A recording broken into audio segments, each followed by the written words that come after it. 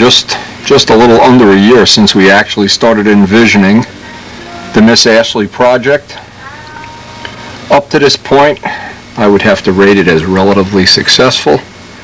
In fact, the dream of having a carbon fiber fuselage aeroplane a year ago was almost like a pipe dream. Right now, it's a total reality. It's something we can share with the hobby world and work with other people, as we've done, who all seem to be contributing various little pieces of the puzzle. But the next step in our program is, and I'm real excited about it, is making up a carbon fiber wing, one that we can not only use on this plane that has a wood wing, but we also have our wood fuselage. Now again, just to recap what it is we're trying to do. We already have flown, and actually already won contests with, a carbon fiber fuselage, a wooden wing, wooden flaps, wooden stab, wooden elevators. The next part of this project that I want to attempt, and Dave Midgley is the one who's basically done all the legwork on this, is we want to try to come up with a carbon fiber wing. We want to make that. We've been thinking about the material and how we're going to do that for, well, 6-8 months already. We finally got the Nomex in-house, and I want to just do a little quick diagram of what we're going to try to do within the next, I guess, month or two. I'm not sure exactly what the time window will be. The idea is Dave has already started, and he's told me he'd have this done within a week. And there's really no time rush on this, but he's had Bob Hunt cut exactly a half of a foam wing. Now, obviously, Bob is world-class in his accuracy and craftsmanship, and we've depended on him highly to make a really accurate, if you look from the side view, and this is to Dave's, the airfoil that Dave uses in his Cardinal. It's a relatively blunt airfoil. But what we've done is, we already have this core, and it's a half a wing, so that when they mate together, it'll form a plug. Now what Dave is going to do, he's going to attach it to a base. This is going to be a base plate, and again, we're going to be improvising as we go along and recruiting the help of people like Ed Gallagher and Dennis Schote, other people that have been real instrumental. But from this, once this is done, we need to take and put a coat of, well, let's do this in sequence so you can see what we're planning. This whole base and this piece would have to have a finish of some kind. Now, I've had good luck with Brodak primer. I don't know what Dave is going to do, but it needs to have a coat of primer on it, in which case that's the deal. Then from that, once that's buffed and polished, we'll try to get a coat of PVA, using a green pen, but it's not really coming out green. That's a release agent. Then we're going to lay up black gel coat, and we have this from George Spar, a very special high quality gel coat, black gel coat. And we're going to try to make, in a way that Ed Gallagher has shown us 4 or 5 times already that he's been successful with, is make a foam container around this so that this becomes a support with expanded urethane foam. And what will result is when this gets pulled away, and this will have another coat of e-glass around it, probably 6-ounce e-glass. When we're done, what we'll have is a really, really solid base. From the base, that would mean the mold is going to just roughly look like this when we're finished. The things that we're wrestling with and we're not sure is the joints. So that when we actually lay up a part, and we'll obviously have to lay a top and a bottom, we're going to lay 3-ounce carbon into the plug, into the female mold. And then the part that's been real difficult to do is the Nomex. Dave already has this coming. In fact, we already have samples here. This is a Nomex support. And then some layer, and we haven't decided exactly what would be the layer, possibly 1.5 ounce glass cloth inside. So that when this comes out, this should have a relatively rigid monocoque construction. Once that's released from the mold and trimmed, and it needs to be trimmed real accurately, by the way, then of course you make the opposite part, and since it's a mirror image, you would think or hope that we have a real good chance at making this made up. With the fact that Bob Hunt has made very accurate cores and Dave is well aware of how to make mold plugs, we should have a real good chance at having this come together join real easily, and from another view, actually, it should look like two clamshells. And when we glue it together, what I'd like to have is the lower shell. Install the bell crank with the lead outs at this point in time by just tack gluing it down into a receptacle, having the arrow shaft already attached, having the lead outs already on, and put the top shell right on top of this and do the glue seam all around it. So that's the plan. Now whether this is ever going to be changed radically, I don't know. When we did the fuselage, we changed many times, but this is the plan we hope for. The benefits would be that we can get the carbon tip to tip. Should be incredibly strong, should be like a surfboard. We hope we're going to be able to make the weight that we anticipate. And again, we don't know what the weight is. We don't know because we have several choices of Nomex, several choices of cell size in the Nomex, several choices of resin, several choices of thickness in carbon. And one of the things Dennis Schote was going to research out for me and try to get me some samples is some unidirectional carbon. So there's a lot of choices here, and we're going to try to pioneer this with the help of people like Ed Gallagher, who I see a box here today. He sent some stuff up. Let's see what he's got in his box. He's been helping us every step of the way. Ed sent us up some pictures, and believe me, he's been helpful every step of the way. Since I started this 3 or 4 years ago, he's really been a big help. He sends pictures up of what he's done. Of course, this is the plug for a wheel pant. Now, I'm going to just read the caption and then show the picture. The plug is glued to glass when underside for air bubbles runs through the rubber. I can see if a problem occurs and correct it. If not, find out after the work is done. So now that's a good idea. What he's done, and I didn't think of this, by the way, that in itself is a good tip, is to glue the part to a piece of glass, and you can see if anything's running under it, because if it does, you may as well make the plug over right away without fooling around. Okay, he sent us pictures of this and pieces. The plug now has 2 coats of rubber, 1 coat of Z-epoxy with a layer of carbon veil. I used veil only to see through it and check for air bubbles in the Z-epoxy. Did not want a bubble of air sitting next to the gel coat, which would pull off in the first layup. Okay, so you can get an idea of how he's done that. And Z-epoxy is one of his choices of materials. A layer of more polyester and balloons to give the plug a more rounded shape. It dyed the poly black, and of course the black is to show errors.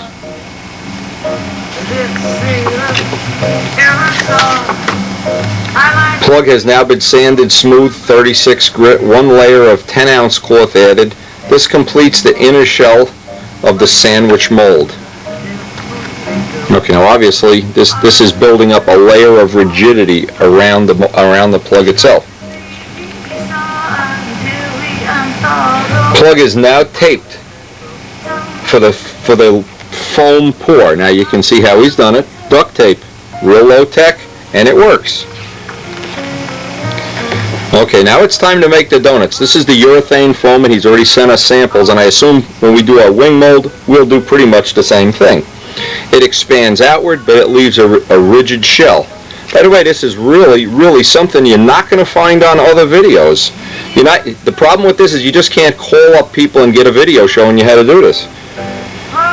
Okay, the foam has been cut with a long bread knife and shaped with 36 grit paper. A slurry of polyester and balloons is brushed on to fill all the foam holes, give the mold a smooth filled surface.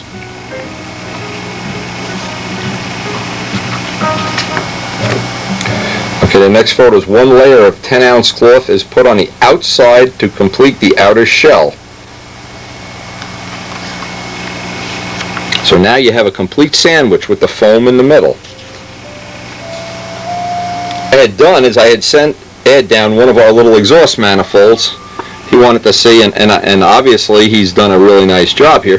What he did, he filled in all the little craters and moon craters and everything with the marine primer. Prepped the plug, glued up the glass, and by the way, this glass thing looks like it's a great idea. PVA, it's got the PVA sprayed on there. First coat of rubber brushed on.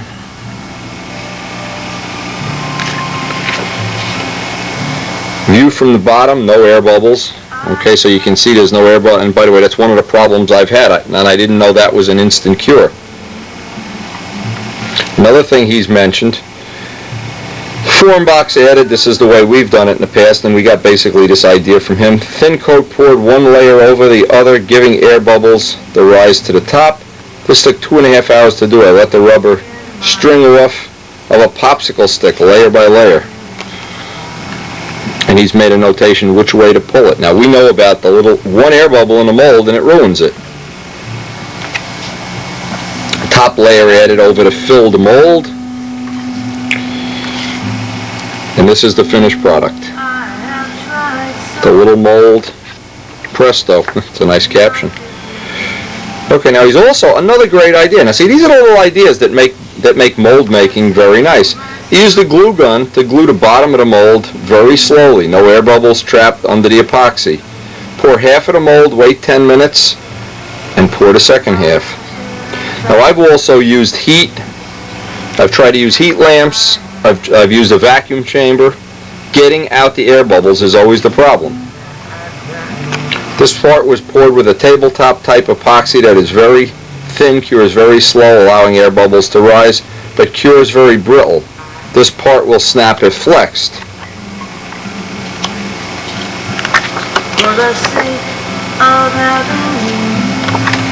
And of course, this is what As Ed always does. He sends me the materials that he used. And that's an excellent little thing. We'll keep that right by our molding table. Some real good epoxy pigment. And this is really the best. I've done a little test with this already. This is really good stuff. This is about 3 times better than the other stuff I had. And he also sent us up the mold. Now he said this is a brittle part because it's, actually I call this casting resin. But you can get some idea how nice these are when they come out of the mold. And Ed, I really have to tell you, I'm impressed. I like it. And he also sent me up some, this is, what does he call this, carbon pulp to mix in with the mold. You can see this is a rubber mold. So we're going to hang on to this. We're going to basically, well, there's UPS. Let's see if they have our Nomex. Well, you never can tell. We're waiting a long time for this day. And today's mail too. These came from, in fact, I got a pair. You hear that bird in the background? He must see the cardinal cups. Anyway, let me show you something. This is really cool. We're looking at Larry Shoemaker's picture. See what I have? The bird is, I had to make him a perch because he sits and keeps me company all day now. This is all he does. Bird. Come on. Bird, you're on video. Ah! You rather be on a Windex jar? Okay. You get a little ratty. I didn't Q-tip him down yet today. So usually what I have to do, this is true. I got to be like his mom. I got to Q-tip him down because when he eats, he gets the food all over him. Oh yeah, oh, we're so happy today. Oh, you got your own little perch right in Wendy's shop. Yeah, we know all about it. Nice little birdie. That's my little Save-A-Bird project. Look at his face. Come on, even you gotta like him. Even Warren Walker likes him. Warren, he's doing just fine. Boy, is he good company in the shop. You just keep him here all day long. Anyway. Serious here. Looking at Larry Shoemaker's shop. Larry, and the thing he's showing me here, and he sent a nice note, of course, is he's using an incidence meter to line up his new plane, and some jigging, which I think is really nice. See, he's got the glass table going. He's got the pointers, like the John Pothier pointers, and you can indicate level on it on all positions. By the way, this is really nice. I like having it in a machinist vise, by the way. Some of the little jigs and fixtures he made up. Boy, I love looking at how other people engineer things up. Got the incidence meter. Now we just did a thing with the laser meter. I ought to send Larry a copy of that tape. Maybe I'll send him a copy of this tape. This really looks, now look how he's got the point of the XL blade indicating center. And of course this is a Robart meter. This is nice though. This is what I like. This looks like it's an old Thunderbird, and he's made a fixture to hold it up. to reference level. Now keep in mind, there's a lot of ways to do this, and Larry obviously has a way that he's comfortable with. Looks like he's shimming it like I do with IBM cards and stuff. Anyway, when you can reference, assuming the table is flat and you do it with a string, get it straight, then you can reference up off the table in 1,000 different places. And if they're all level, probably going to have a real good flying plane. Anyway, we were real happy with that laser pointer. That's a tool everybody should have in their inventory. This way looks like he's using an incidence meter, and obviously this is working well for him. And some nice pictures here of his completed Mr. Ruffy. I got to tell you, Larry, one of my favorite planes. When I made, and he did this with a Gieske Nobler, he says, when I made and he's got a George Aldrich McCoy 40, it probably is a good flying plane. Anyway, I made a Ruffy when I was still going to high school, one of the original Sterling kits, and I mean the wood had hair growing off of it, everything. Larry, you couldn't believe. I always thought somebody was very mean and glued it to the table. It was so heavy. Anyway, from Larry, and hey, and from the bird. Look at him. Look at this guy. Bird, are you interested in this? The bird's keeping me company. Anyway, back to work.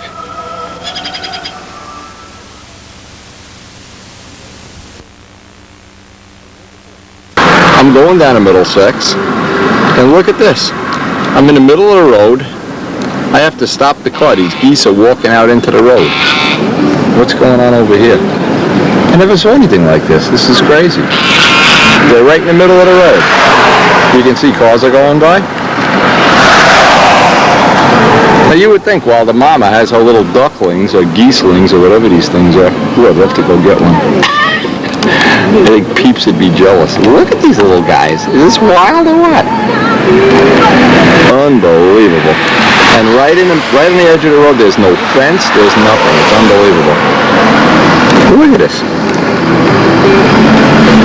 Model aviation in Bergen County, kind of a strange thing. Look at this, you're right on a road, cars are going by. What? It's amazing none of these guys turn into pancakes. They just sit here all day on the side of the road. These little babies are so cute. The Peeps would be jealous if he knew I was checking out these little baby geese or whatever these things are.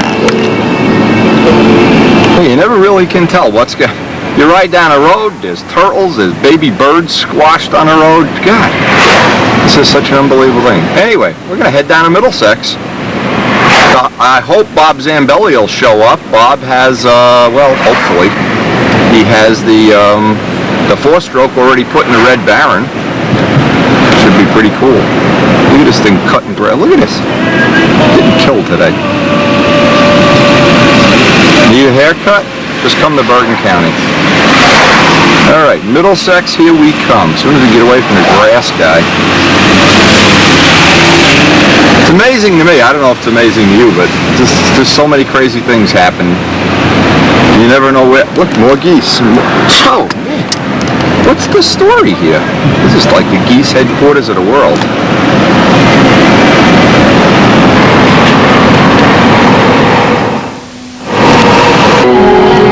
Now it looks like we're going to have a heck of a nice day, and we're hoping Bob Zambelli's going to be down here with the Red Baron with a 4-stroke. Again, we'll find out if he makes it. He's a busy man. Busy polishing his Ferrari up. Anyway, it's true. He really does have a Ferrari. I wish I did. Oh, looks like a nice day.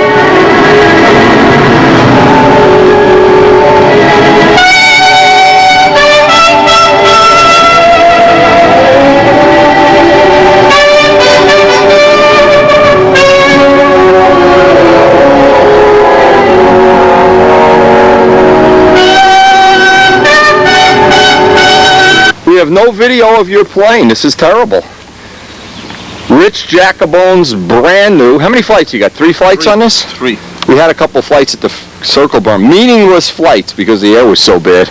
Looks like you may get some good flights here. Jet 60. Custom pipe by Windy, Brodak dope, Kent Tyson Decals. Strega decals.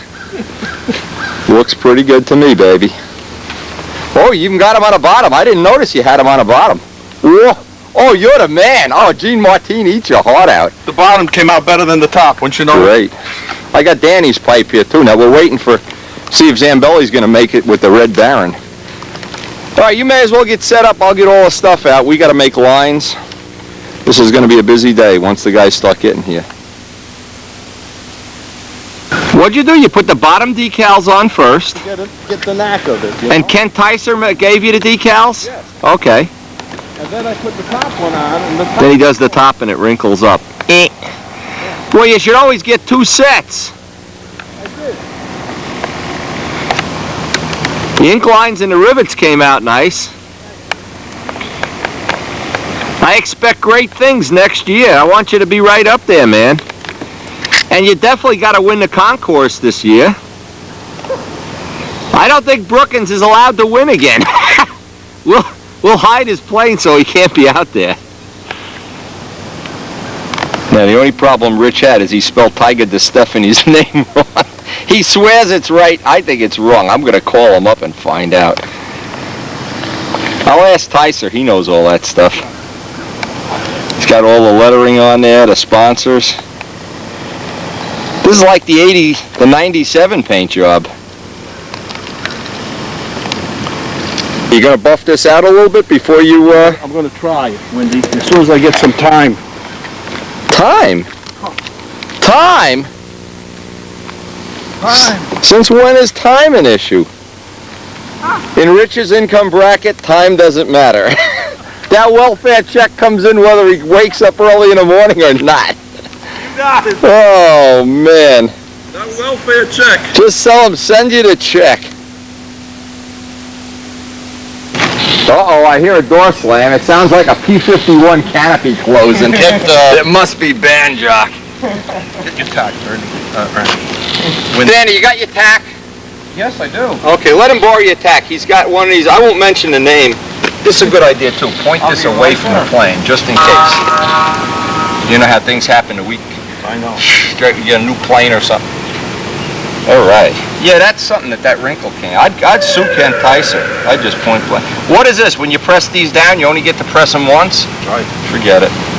That's why I had to go ahead and use... Yeah. You should get 2 sets always because you know something's going to happen. I did. I have 2 sets. You can't peel this up now. No. Even with heat? With the clear on it? Oh, yeah, forget it. Don't even think I don't want to take a chance. Yeah. Boy. Strega. Oh, he's got his P-51 shirt. Got it broken out. Oh, man. Pretty sharp, man. Thank you. Look at the cockpit. Damn. He did a nice job on the cockpit, huh? Thank you. Oh, yeah. See, you got to leave a pinhole, too, Rich. See how I you're do. getting all that fog in I there? have You got a coffee filter on it? Underneath the seat.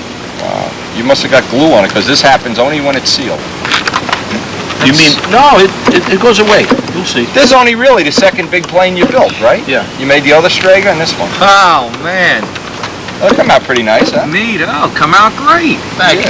He's got the sponsorship thing going on. Boy, oh boy. What did you do, like the dial with? I went ahead and went to a sign painter. And I showed him what I wanted. And he did the one thing you and I are not prone to do, pay for it. it made me up the... A real craftsman never pays anybody. Ready? Yes. Let me get out of the way here. Okay. That's Danny's tax. That's accurate, right? Well, it works for me. Okay. Well, no, I mean, mine is the... I just don't want to go open up the box. I think I've held it up to the light before and I get like 3,600, 37. Yeah. When you and, if Zambelli said he's going to come, when you guys are flying, we're going to make up solid lines. So I'll get a flight and then get him off of the deck so I can make up lines. Okay. I don't trust him. He's still using little reels, you know. It could be an accident waiting to happen. Little reel game here.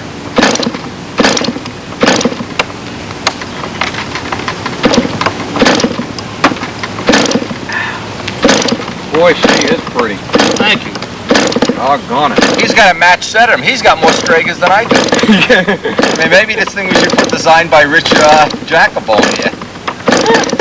Aldrich really likes his plane. Does he? Yeah. like this one better. This one's got a 60. So it likes it because you...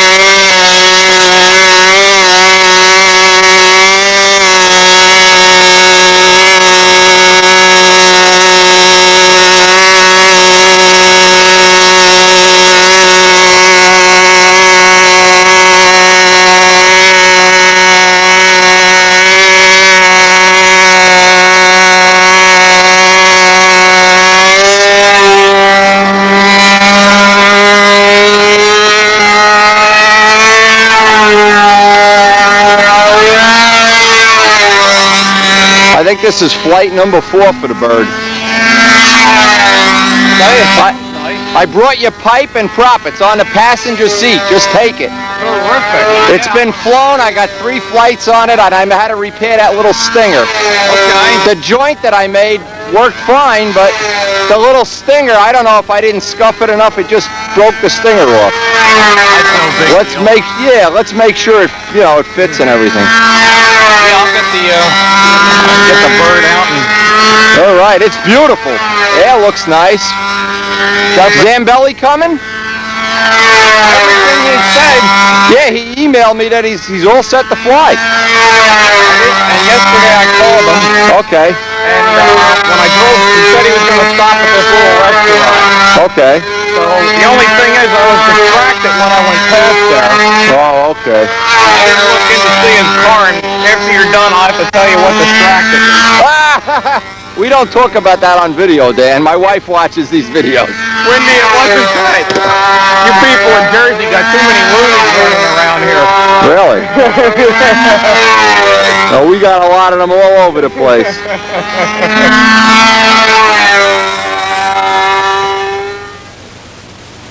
Now think what you have. You have 2 Stragers here, a Miss Ashley and a Miss Susie Q. Take your plane out. There aren't any no-Reno areas here. Take your plane out. I didn't see it. Oh, you haven't seen it? No, I heard Go so line them many all up nice later. things. Come on, fly while you're Yeah, here. too hot. The engine's too hot. air Flip it over. Come on, be a man. God almighty, you're like a Canadian. Flip it. Just go. It'll start on the first flip. If I waited for the engine to cool when I fly with, just flip it. Don't play. Just flip it. It's your finger. What do I care? When the air goes bad, we'll make lines. Oh, look, flip it.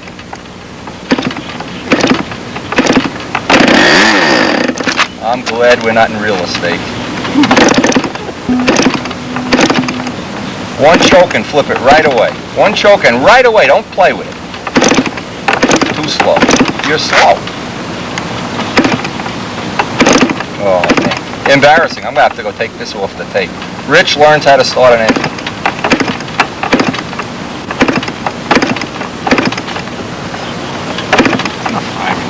Oh, you're not flipping it hard enough. Come on. Oh, man, I can't believe you do this. You got the best air of the day. We're giving you your Nash. We want you to win the Nats here. The Middlesex Nats. Oh, man, you're embarrassing me now. The bird could start this engine.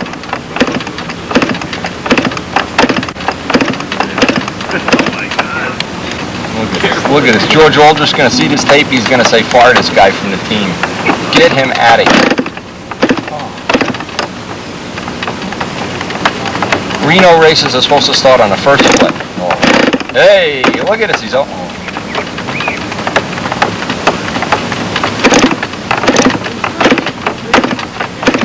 I know why this isn't started. You don't have it on pipe pressure.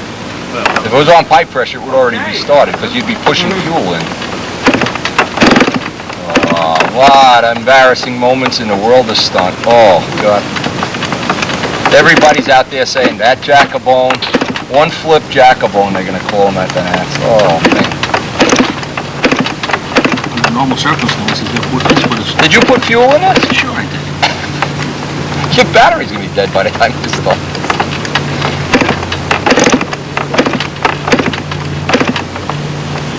Oh, Rich, I'm humiliated. This is like rooting for the Dallas Stars. Oh, golly. We're supposed to have this image that everything works for us. Danny, he's killing our image. The Reno racers are going down the tubes here. Oh. It's too hot. Oh, he gives up. Oh, Danny set up for a flight. Get this bum off the field. It's too hot.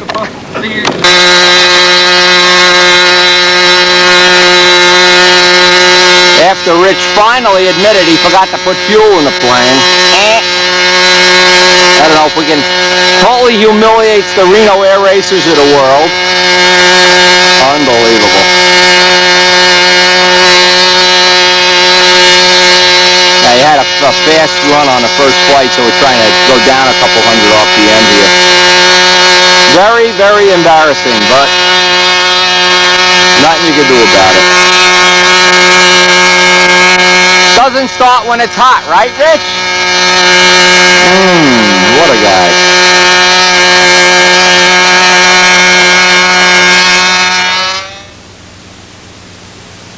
Adam and Eve, the beginning of what? This is a conversion of the Red Baron to an Enya 53 four-stroke engine. It was pretty straightforward. We simply removed the engine mounting plates that held, I believe, a Super Tiger 60, correct? Yeah. And we machined A lot of different engines, but okay. we've used this for a test plane for a lot of years. It's kind of beat up. My goal was to not make any modifications to the exterior of the plane at all, because we know that works. Boy, that fit in there almost perfect. Holy All crow. required was this hole right here, obviously for the exhaust, and a small notch for the glow plug, because as you can see with the end, Oh yeah, the glow plug. forward. Okay. It's the only four-stroke that does that. Now that's a 53. This is an Enya 53 four-stroke, a single ring, brand new engine. It's an RC engine that I designed and built my own intake system for. Matter of fact, the intake is right here, and there's a flexible tube that goes back into the engine. I have all the photographs too for you on it. Oh, okay, good. Let's write up an article for Stunt News if this works. Absolutely. Unfortunately, I had to remove one exhaust tip, Doesn't matter. just where the needle valve came out. I want you to see how the conversion looks inside. All we care about is that we get some flights on the motor. I don't care about that. I don't even care. The plane doesn't turn equal and you didn't lengthen a push rod yet, I right? didn't have time to get into it yet. Okay, but why don't you get one of those things from Bill I'm Biles? going to call the guy from his ad and Stunt News, just like I got your letter yesterday. So Tell him that you spoke to Wendy, because he'll get it out to you. He sent it to me in 2 days. He's real good. And if we use it, let's do a little documentary and write it up for Stunt News. Take some pictures. as you can see, the engine fit right in there. Boy, that fit like a glove. I just machined up 2 new plates, but as you know, the induction is at the rear. Right, so is it hard to choke it this way? No, because what I do, since the intake is here, I just shoot a little prime into it. Oh, okay. It's like a charm. It has a 4-ounce tank, and it'll do the pattern, I figure, between 3 and 3.5 ounces. Now, the big question is the fuel, because I was watching at Rodax. Yeah? The guys were using super fuel, some guys were using Power Master 15. Yeah. I've been using SIG, which is 10% nitro, 16% oil, and it's a 50-50 blend of castor and quad synthetic. Okay, now I got Power Master 15%, so if you're not running out of fuel, let's try that too. I brought down a half a gallon for you. I got a case though. Terrific. I got a whole case. So. I'll have to try that. And I want to get a little time. I've got to run this engine 4 or 5 more times and adjust the valves. Okay. It is new. It's only got about maybe half an hour on it. So it still has to loosen up. But What I'd like to do is weigh the whole powertrain, the tank, all these little gizmos that you need, the muffler, and then weigh it against the Tiger 60 and pipe motor. I've already done that. I have it all at home. What I did is Is it close? I kept a little logbook. This engine weighs just around 13.4 ounces without the muffler and ready to fly now. I'm sorry, not without the muffler. I took off the original carburetor. The carburetor is over an ounce in this engine. Oh, We don't need the carburetor. nope. So what I did is I machined up an intake out of Torlon. It's a very strong, light... The same diameter as the carburetor was, the ID? Yes, nothing's changed. But what's changed is there's no flapper in the ID. There is no flapper, and instead of a spigot-type spray bar, it has a through spray bar. I'm using a Super Tiger needle valve. Okay. We'll stick with the technology that we know and understand. See, what I don't understand is if they take a carburetor, take the flapper out, that makes the Venturi a lot bigger. So, but a stunt motor usually will run a bigger Venturi than an RC motor anyway. Correct, because you're not concerned about choking down for idle. No. All you want to do is you want to run flat out. What RPM was this running at? I didn't even tackle. I have only one flight. Yesterday, or last week, it was so windy. It was going 20, 25 miles an hour. Well, the air is good today, and we got a Reno Air Race Festival. We got 4 Reno Air Racers here, so let's play Reno Air Race. Bobby, you're up. Okay. You're the man. I'm in. Else on the planet, or if ever there's ever been this many Reno Air Racers in one, I don't know. Or if we're all sick, really sick, or belong in a mental institution. 10 slower that flight. Oh, you clocked it? Yeah. It's about Yeah, well, I 5.4. opened up the needle valve because the last time it was too Did it run out of fuel? I wasn't too comfortable, so I leveled out. Then that's 10%? Okay, you may have to go to 5% fuel then. What's he running now, 10? Yeah, he's running 10. He could try a flatter prop and lean it out a little. Yeah. This is the Reno Air Race parking lot here for people running out of fuel in the overhead 8. I don't know what these guys are doing. All this technology and we're still running out of fuel. I don't know.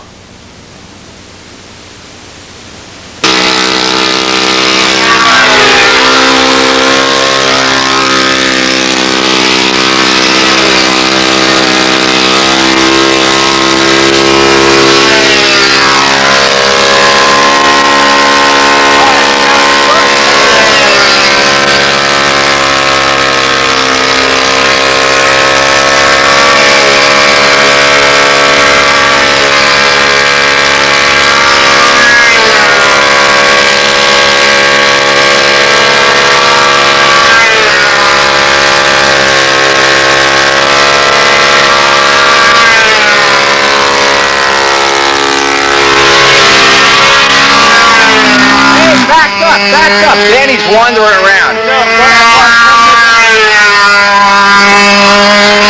Bottom of their squares by changing the push rod length. So that's interesting. No, I don't think so.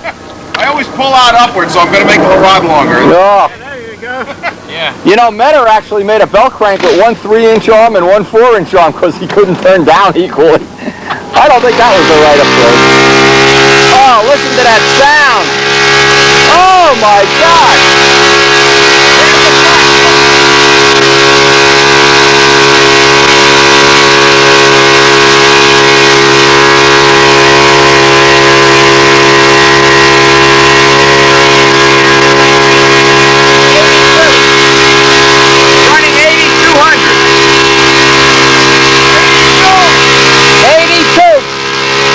This is the first real flight of the Red Baron. Boy, listen to that sound. If that isn't nice. Danny, if I could make my plane sound like that, that is beautiful.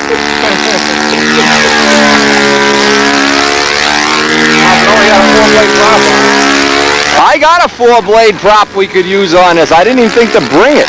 God, if that's slowing the maneuver. Look at that. I don't know, Jimmy. I think there's a future in this.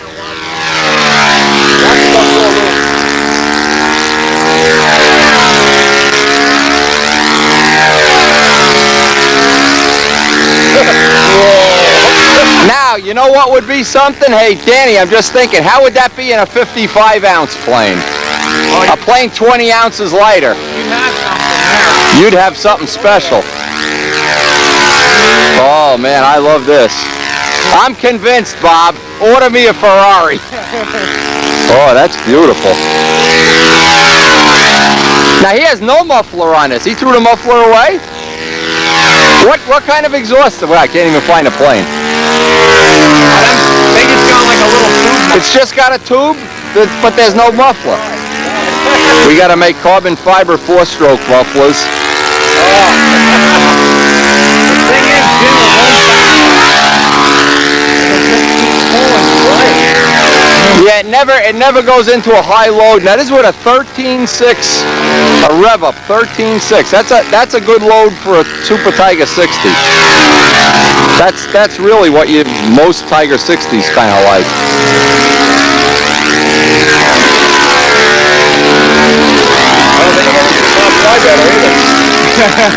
Bob better start building one. Start building a Reno Air Racer, sucker. He's hooked.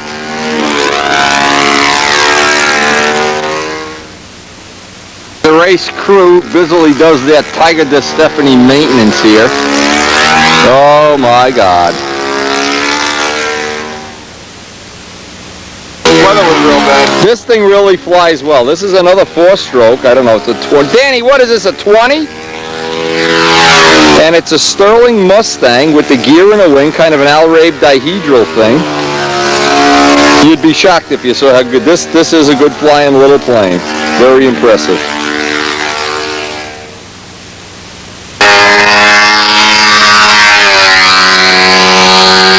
Okay, we're getting a flight on. This is really a throwaway test flight. We got some props he wants to try, so what we're trying to do is get a square one flight, nice and slow.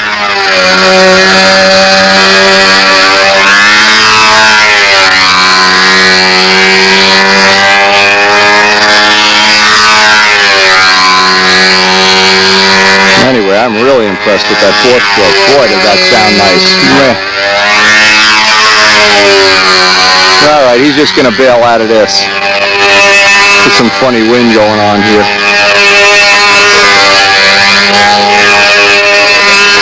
Now, anytime we're in Middlesex, we always have this thing where the wind changes right in the middle of a flight, which it looks like it just did for Danny. And we try to, you know, obviously not get too carried away here. Now I feel the wind blowing in my face. Look at the smoke going this way. Now watch, where he'll be doing the maneuvers. Over here it's blowing this way. Oh man. But anyway, we do have our dream come true. All the planes here are Reno Air Racers.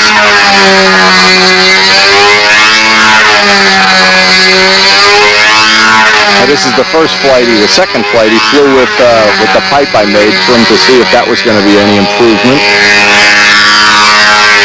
It's a little bit lighter than the pipe that was in there, so he's got a little bit of the weight out of the plane.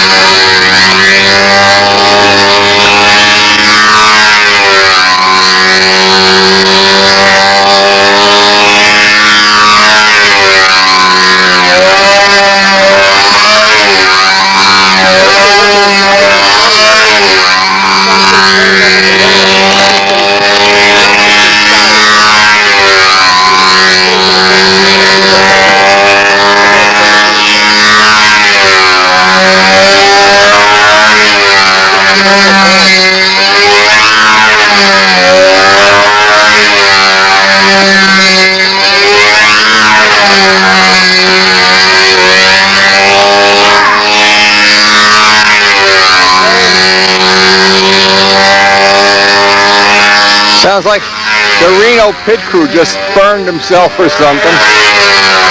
These mechanics we hire to work on these Reno Air Racers.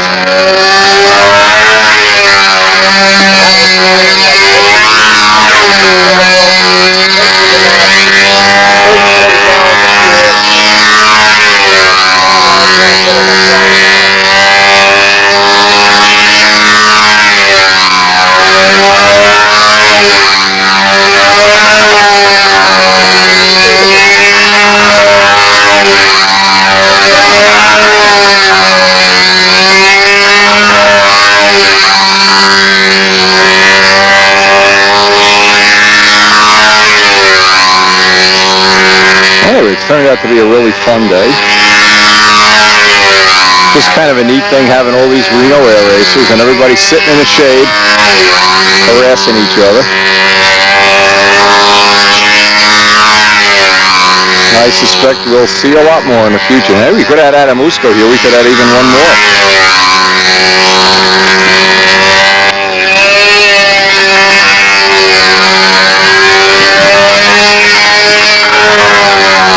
Now, one thing I don't like about Danny's setup here is he has no warning when the engine's going to shut off. It just goes and shuts off.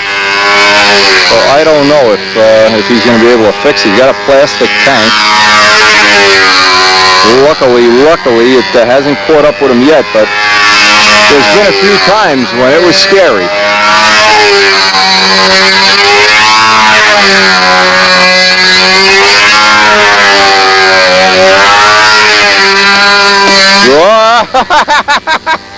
Nice. Oh, yeah, Danny. Good move, boy. All those years of flying P-51's finally paying off for you. What did he do? Whoa! Four-leaf and a half a lap later, the thing shut off. I would call that your luckiest moment, baby. I'll tell you what, that was, I Boy. heard that funny little burp said, oh, we ain't proving nothing here. No. Save it for Reno, baby. What did you just topped out on the IQ test? Okay, now what is this, Dan? This is the prop with just a little more pitch. I actually don't know how much more pitch it has. A bit more. It's 4 1/4. He can't According to what the package says. Oh, and they changed something for some reason on the 46. On your Yeah, this one looks closer to my gauge than that other one. Okay. This looks close. And I got Wayne Triven's prop too, if you want to try that. That's already drilled out for a PA. Oh, I do know one thing. What kind of work does this fellow Dennis Toth do? He sells windmills. He's a windmill. Windmills? Yeah. No, but I mean, as far as model airplane He props. sold me one. I don't know. How stupid could I be? Here's something I have to do is change the trim on the handle. Don Quicksilver? Oh yeah, I was noticed. I forgot to do that. Now I want to hear the truth. The truth. This denatured alcohol is not making a line stick yet. So far. Okay. And it flew in the rain at Brodax. Yeah, I know. We all both flew in the rain at Brodex. You got. Let me see that. That's the 46 you took out. Yeah. What are you doing here with these 4-strokes? You got the 46 in there now? This is Dan's Enya 46 4-stroke. Okay. This is the same crankcase as the 50. As the 53. Okay. And it's And the same prop? Why don't you just put? Oh, it's a 46. This is an 11.7. This seems to like the same pitch, but I've gone down. Remember, there's a 13.6 on the Red Baron. I want to try a 12. 12.7. 12.7. I got one, I think. Yeah. To try. Yeah. And last week I had a 13.5 on there. The camera was on for that. That's okay. Yeah, Danny's burping in the background here. Don't you You ready to fly? We got wiring Don't you anything have a today? belch filter on it? No. It goes. Edit that out. You don't have a The bird filter. I play it for the bird, and if he isn't offended, he says, ah. I gotta come see this bird.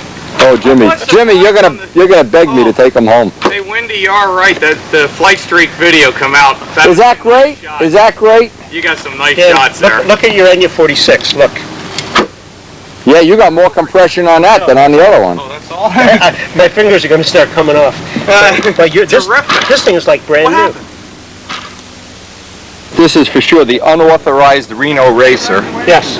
Okay, unauthorized. Totally unauthorized. And this is the Enya, this is the 46? Yeah, but see, look where they put the damn gold. I think so. Yeah, what the hell's the point of putting it? Get these people on the phone.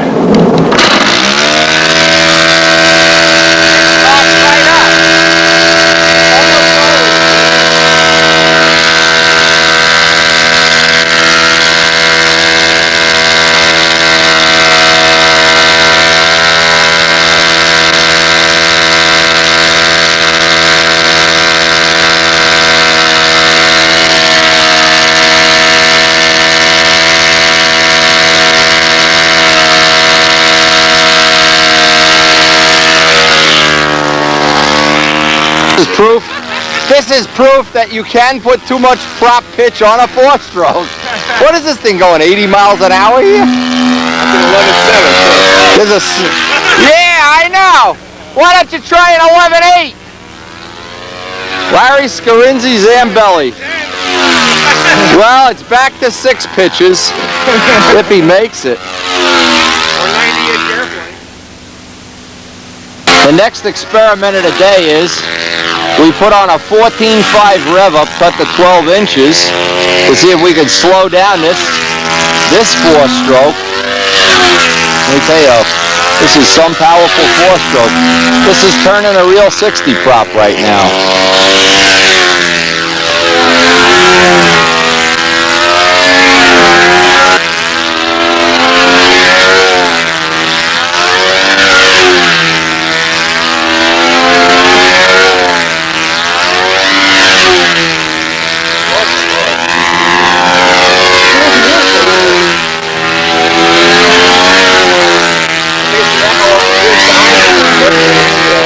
Well, we certainly learned something today. It's been a fun day here.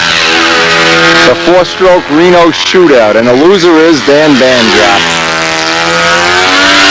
What a great day. A memorable one.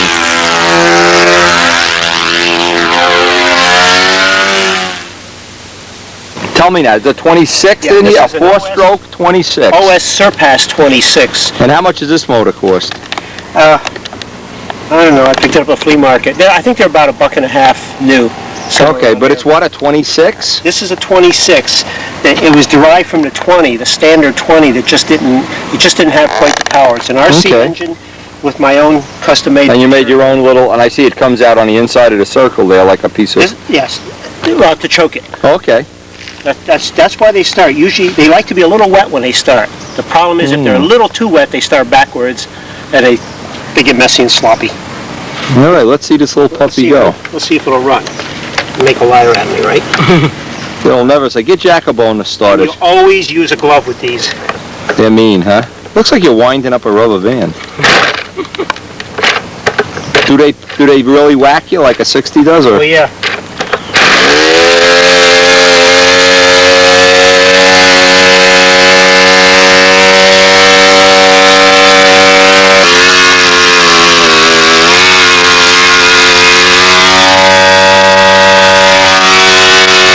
What a day this has turned out to be. 4-stroke heaven.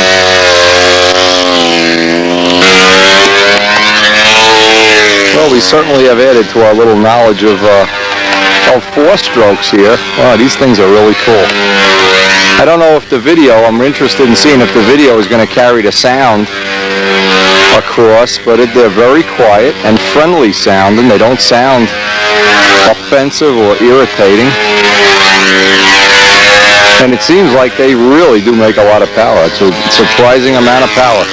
Now this little Mustang has dihedral, like Al Rabe dihedral here. You can check it out.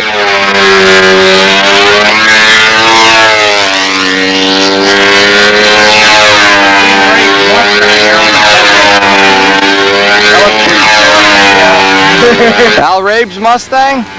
That look cool as hell. Well, he's building one right now, isn't he?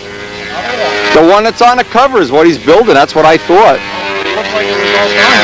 No, that isn't the one, but that's from '77, but he's building a copy of it. Bob English has one. It's beautiful. Anyway, it's just been a great day. I've tried to document some of this 4-stroke stuff, and we've just had, this is the kind of day you just lay around in the shade and dream about the life we've all had, the great life we've had. Today we're in for a real treat. Ladies and gentlemen, Dennis Toth is here, and we have the always beautiful, always seductive Joan McIntyre, right fresh from a judging seminar where she taught Gary McClellan everything he's ever known about stunt. All right, let's quit the jokes. Dennis is going to do a demo on how to eat pizza and make a gas tank. All right, Joan, pay attention. We could send this technology right to Australia. Okay. Thousands of people. Let's make the intro. Dennis Toth is the world's biggest, and we don't know what. BS guy. Team Buttafuoco. Yeah. Let's do this, baby. All right, what you can do with this is you can make a fiberglass tank that will ultimately wind up being just a little bit over an ounce. Okay. And it's a kind of a cheap way of doing it, but for cheap always appeals to the stunt flyer world, that's for sure. But it works, and it's pretty easy. Anybody can do this, right? What I did is I started with a block here of pink foam that you cut the shape, Okay, and you can buy this in Home Depot. You buy this in Home Depot, and I just saw it off on the table Right. saw. Okay. And so you start off with a flat blank. I thought we were going to have a birthday party when I saw all the balloons. Okay, you start off with a flat blank, and then you shape Okay. it. Either this is one of George's. Hold on, Rich Peabody just arrived for the tank demo. He looks sober, but you never know. He might have just been having a beer for lunch. All right, finish the demo. Yeah. So you shape it the way you like. This is one of George Ulrich's style tanks. No Right. style, right? Okay. Then what you do is you get your glass. 2 ounce? What This is this is 4 ounce glass. Okay. This stuff is S glass, not E glass. Okay. Okay. And it's a very tight weave, but This is the tight weave stuff that Ed Gallagher was getting from Florida Glue Products. Yeah, Florida put it Glue. down there, right? Okay, gotcha. Now what you do is you put a piece of saran wrap down. Okay. Put the material, that you're going to put on the tank, Right. down on the saran wrap. Mix up your epoxy. Now I've been using the Glue Products. What is it? 510 is the thick stuff, and 95 is the thin stuff. Florida Glue again. Florida okay. Glue Products, right? And I put a little bit of pigment in. I put 1 drop of pigment, and that So you helps can see it. You can see it, and you can see when it Right. mixes properly. Okay. Right? And then you've got it on the table. You pour it on. You take a business card or something. You scrape it off. Okay. Right? Then you get it all nice and wet out. The key is to get it wet out. Then you pick it up, wrap it around, right? And when I put it on, I usually wrap it so that you go over the top, squish it all down, right? Okay. And then you take another piece on the top, put it there. And let it overlap by a Let it overlap by a significant little bit, amount. Then take balloon, ordinary dime store balloon, No birthday party today. and you pull this thing open. Then you stretch it like this, and you go, whoosh, just Backward down, over the tank. Backward down over. Now some people have done it where they blow up the balloon and push the balloon down and let the air out. I tried that several times, and with the glass on the mold here, what happens is it slides all over the place. Right? Okay. This way, then I finally just got mad, and I grabbed the balloon and I yanked it and I pushed it down and pulled it all the way down. I said, gee, that was a lot easier, a lot faster, and everything stayed in place. And what you do, the way you do that is you put a stick in the bottom, so that it's going to have a stick, and I put it in a vise. I don't know if you can get a shot of that. Yeah, okay, I got you. That's what I was going to suggest you do if you're going to pull a balloon over it. Yeah, and so you can see the Right. technique there. Okay. Right. Okay. I assume we're going to see this technique in stunt news real soon. And then once you get the balloon all the way down, I usually just pull it down tight and make sure that it's smooth, and then just rubber band it or wire it at the bottom. Yeah, or scotch tape it even, anything. Just so that it kind of squishes around the bottom. Right. Right. Okay. Then, the one thing that I would do is then just take 2 pieces, and you take it out of the vise, and you just put 2 pieces of metal or even just as long as you have straight sides, right? Right. Otherwise, where it rests on the thing, it's going to be rippling. Yeah, it'll just give you nice flat sides. Weight it down, let it sit overnight. The balloon comes right off. It's amazing. It doesn't stick to the epoxy. And then you're left with the pink foam inside. Just take thinner, melt it out, dump it out, Clean it out. clean it out, and then you have now a hollow thing. You put the tubes in first, then you have the back open. See, that's where you're working through. So you can put your aluminum tubes in with JB Weld, and normally where I put the tube through, I'll put a washer on the tube. Right in the JB Weld? Right in the JB Weld, just so that it gives you a little reinforcement. Right. With a tube. Well, some guys do that on metal tanks. Yeah, and then after that's all set up, just take it the other way. Again, you put the piece over Right. and Put the balloon back over it. and set overnight. Now, you got one of those that's finished here? I got a picture of one. Let's see what it looks Bring like. one. Yeah, Wayne's are 20 grains. Now, this I am assuming you could make a little over, but Let's see. let's see. This is one. Now my JB Is a Welds- profile tank? No, that's actually for the 4-stroke. Oh, okay. I'm flying. But keep in mind, the 4-stroke tanks need to be a lot smaller, so they're This is a significantly 4.5 lighter. ounce tank. This is a Okay. 4.5 ounce tank. And to hold them in, you know. And All right, here's the, was that the Enya here? I can't tell, is this Oh, that's the OS. an OS? Okay. That's the OS. And this is a little. You know what Zambelli found? They run just same with the muffler off. They don't make any more noise hardly than with the muffler. When you get to the big ones, they do. Maybe the big ones, but we could make a little carbon fiber muffler for that if that weighs well, anything. That's the thing, is that the thing that weighs is the header pipe. You can take and spin down the aluminum part. There's nothing To nothing. You know. Oh, this is retrofit into your. This is your 4-stroke guy in here, the OS. Mm-hmm.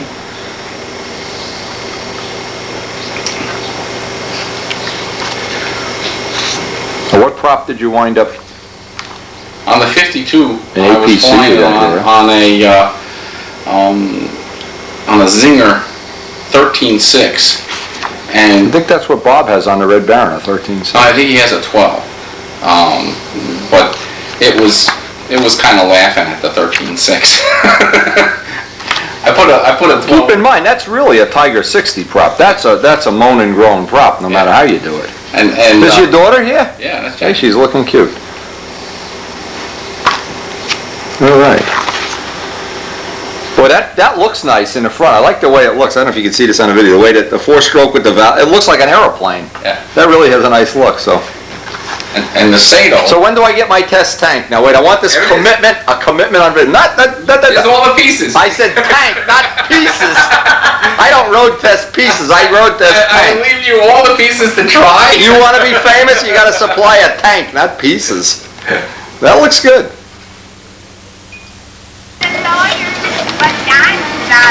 Now I just confirmed the weight of this tank. It's 20 grams. And what I'm going to do is pull Miss Ashley apart. Now we're back from the Nats and we can do some little experimenting in the season that's left. One of the things we're going to try to do, the Nomex has already left Texas. We're going to try to do up a set of Nomex flaps and elevators real soon. But first we want to get out to the field and get a couple of flights on this tank if we can and get some feedback.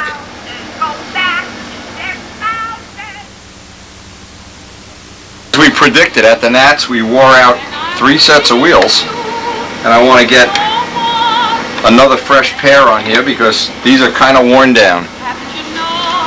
Found right from the very beginning of the construction of this plane is how handy it was, the way the cowl system works on this, and changing a tank like this is only a few minutes work, where with some of my illustrious cowl designs it wasn't nearly as, not even close. Wow, these things are tight. But anyway, we're going to get that tank in.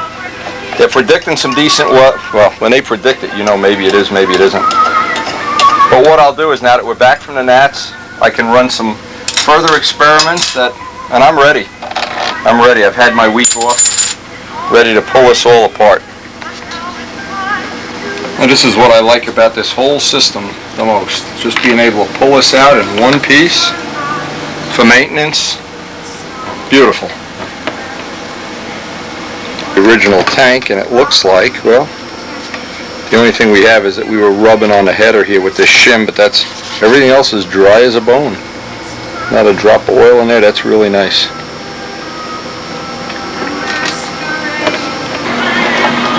Now I know this is about 20. I've already had this on there. It's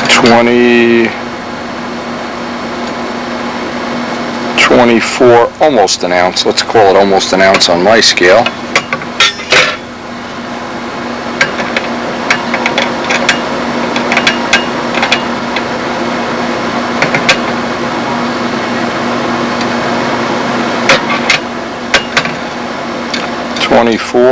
And this is 70.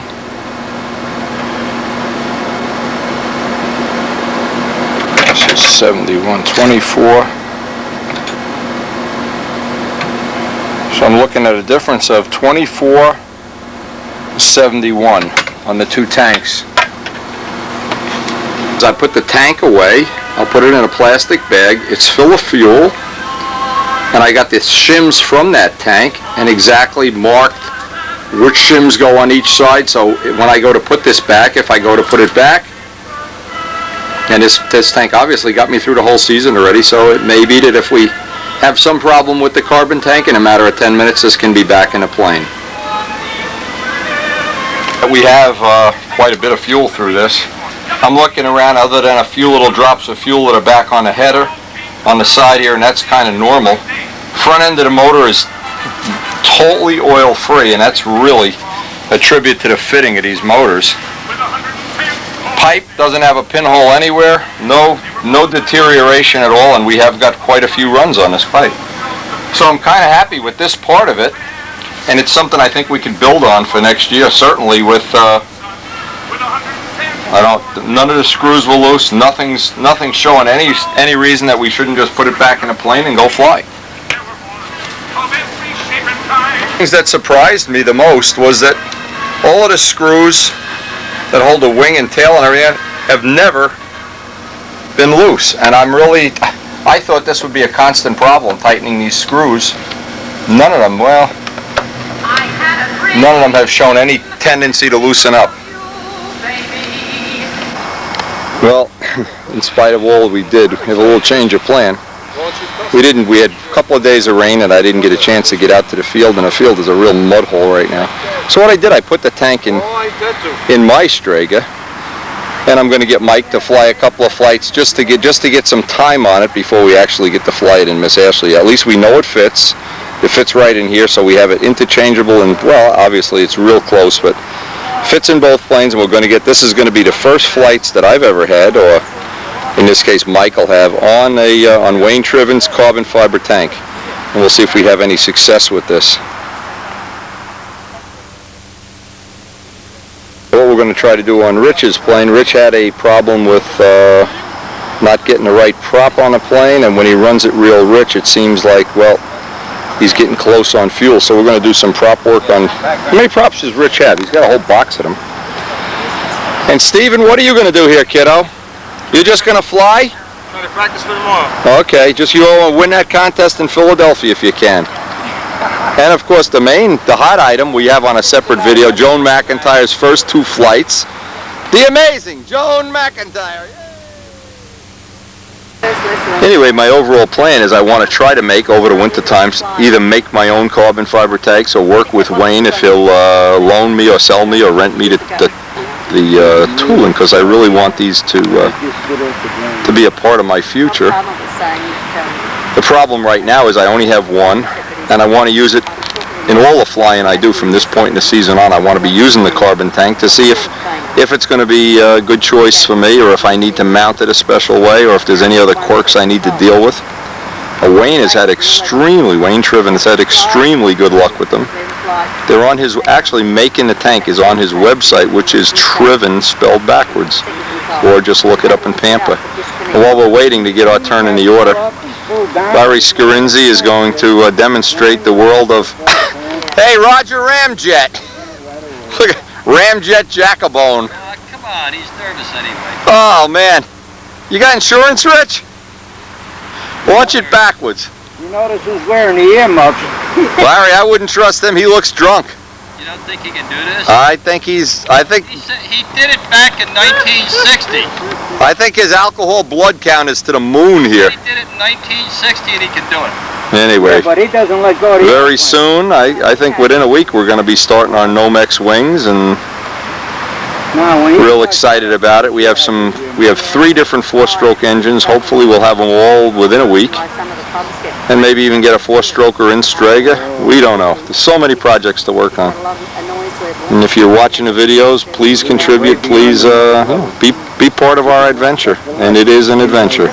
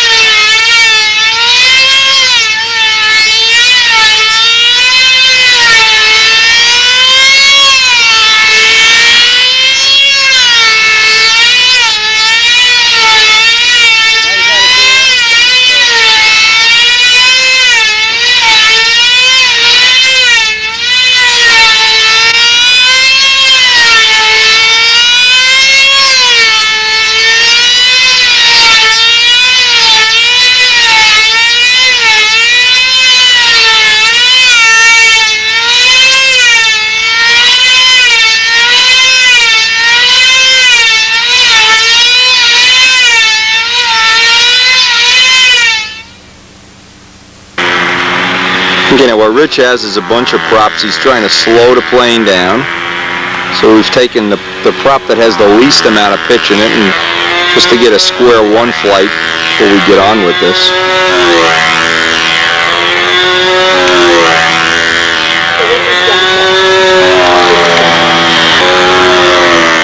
Turned out to be a great day, and we got on a separate tape we're making just for Joan our first 2 flights. And on the second flight, she absolutely is in control of the airplane.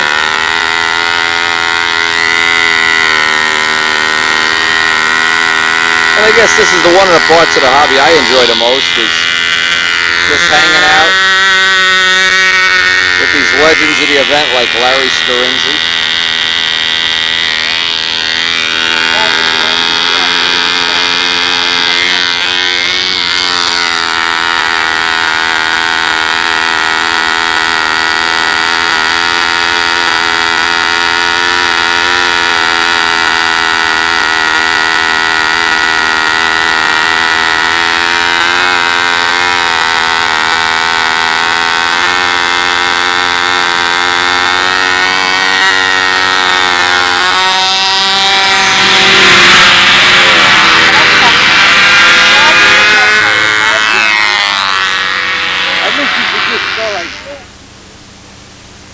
Okay, we're going to try to get a square one flight with the D-pitch 2-bladed prop. Put it anywhere, Mike.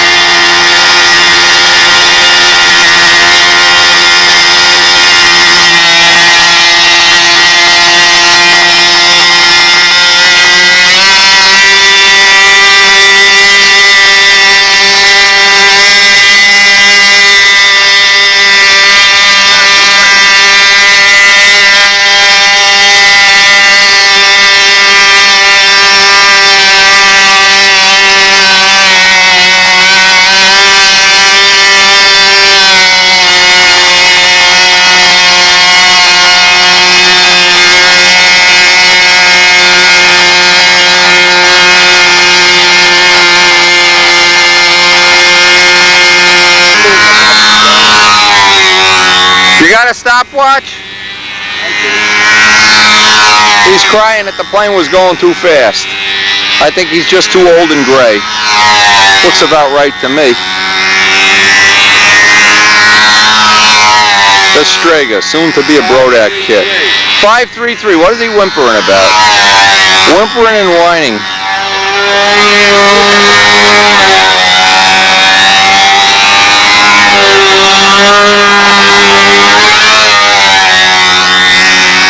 The Strega. Very soon to be a Brodak kit, and we'll be building one on video very soon. Right from the kit. One of the designs I really like.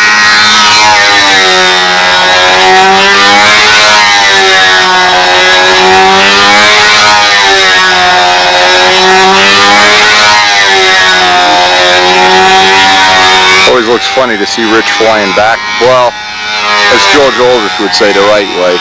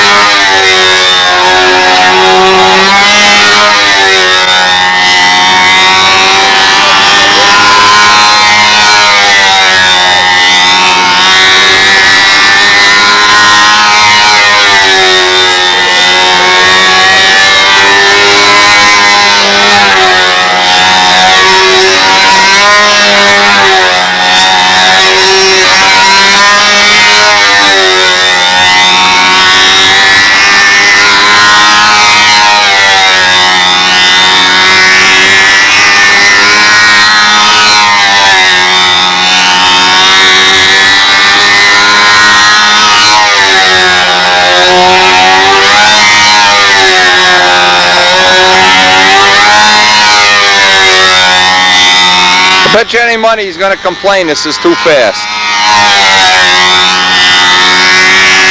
Give him the best props in my toolbox and he still whimpers.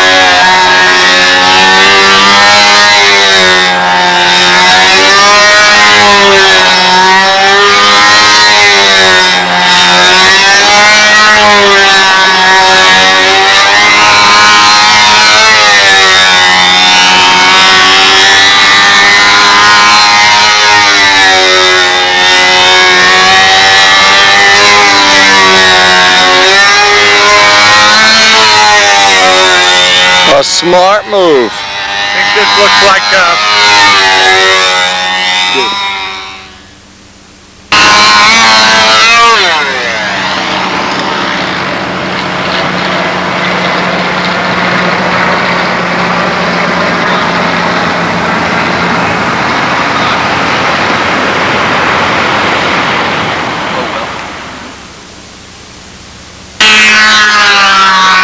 Well, so far we're about halfway through our first gallon of test fuel.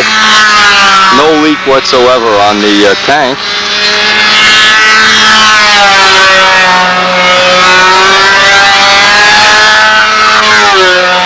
And what we're going to do is just keep putting flight after flight after flight. And the only thing we're concerned with here, and it's a good thing I have my pro test pilot here to do all the flying, is basically that we don't have any leakage with the tank or any funny run characteristics.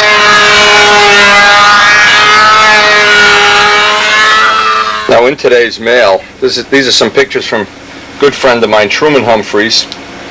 This is a model that's 44 years old. It's been restored and rebuilt.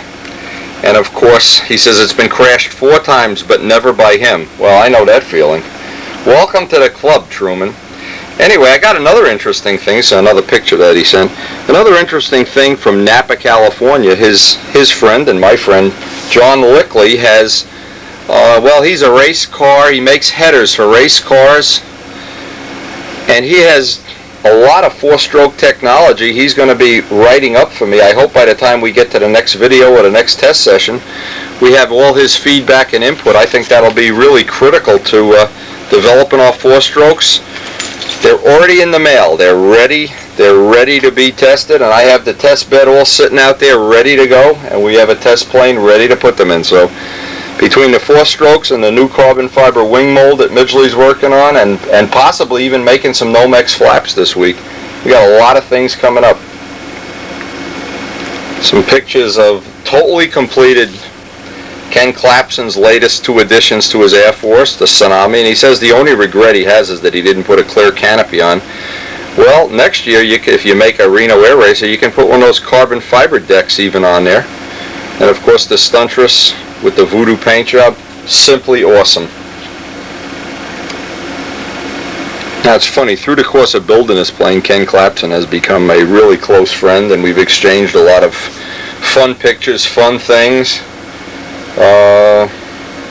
Says here he liked my bell crank with the lead outs attached. He needs, blah, blah, blah, blah. It still needs to be buffed and shined. I don't know, looks pretty good to me right now. Anyway, if you don't like it, send it to me or Joe Adamusco and just say, Wendy, Merry Christmas. Anyway, I really think this is just an exceptional, and Ken is obviously enjoying watching the videos, enjoying watching our life unfold. And Ken, I appreciate that I hope you can get down to Brodax or something one of these years. I just really wish you could get down there. Hey, these planes look awesome, just awesome. Even Paul Winter is jealous of your handcraftsmanship. And a couple of nice pictures from Chris of his latest ship, PA-61, Diamondback pipe, his own carbon fiber gear, fiberglass wheel pants. Sounds like a good combination to me. Beautiful ship, by the way. Beautiful.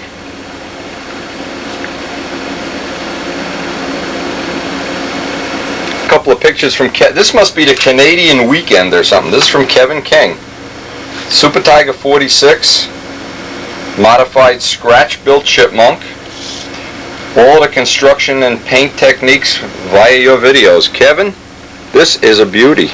If you look back at the Nats tapes, one of the guys from Puerto Rico had kind of a scratch-built chipmunk that really flew well.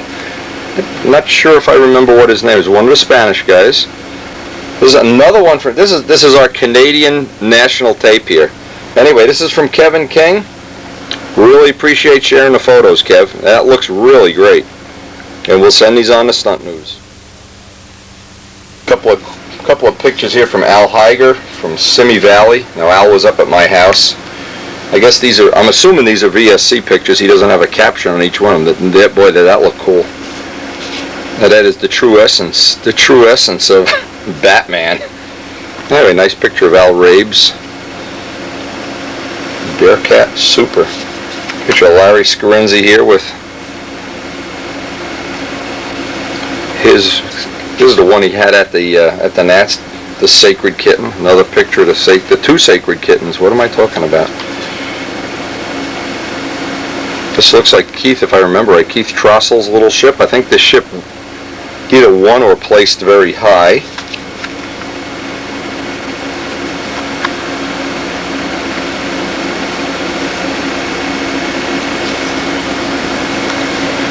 Anyway, Al, we really appreciate sharing the pictures.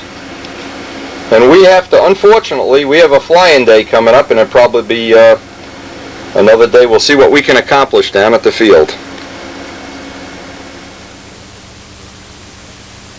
Just to mention, I got a cool letter from Bob Palmer. And one of the things Bob Palmer used to do a lot of molding. I love his stationery, by the way, really cool.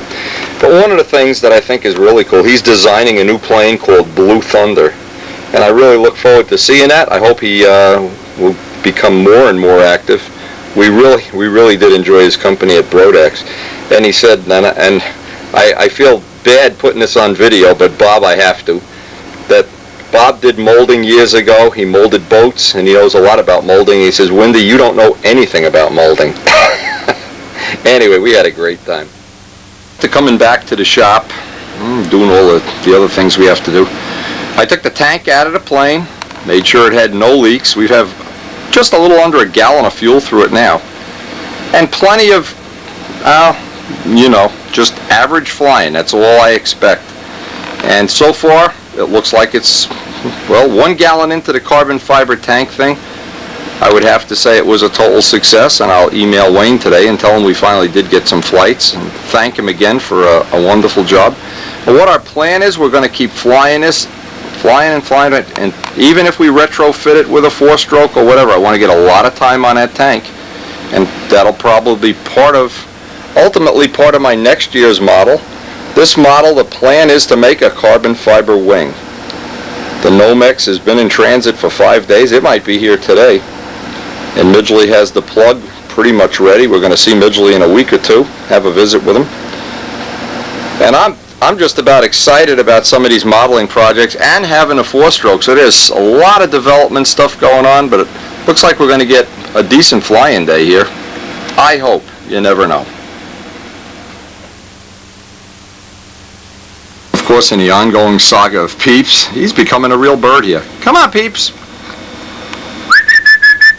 Come on. Let's see if he'll fly to me. Come on. He's ignoring me. See, this is what you get from a lifetime of devotion to a wild bird. Peeps! He eats my radio speakers. Hey! That's not food. Oh, man. Stop eating that stuff. This trick. He goes over by the printer and he's already taken the paper out of the printer. He goes over, as soon as you let him out of the cage, he goes over to the printer, takes the paper out of the printer, and just throws it on the floor. Nice bird. Get away from those staples. Get.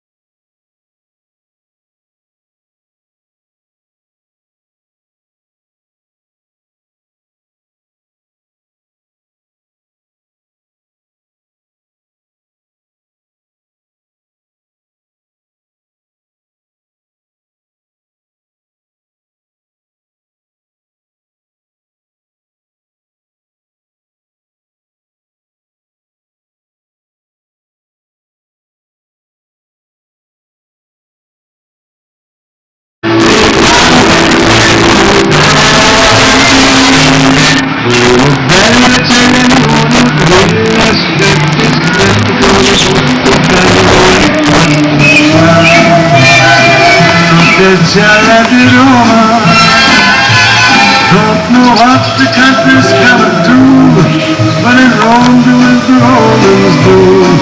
When you are leaving it over, so that tell it over, I'm leaving it over.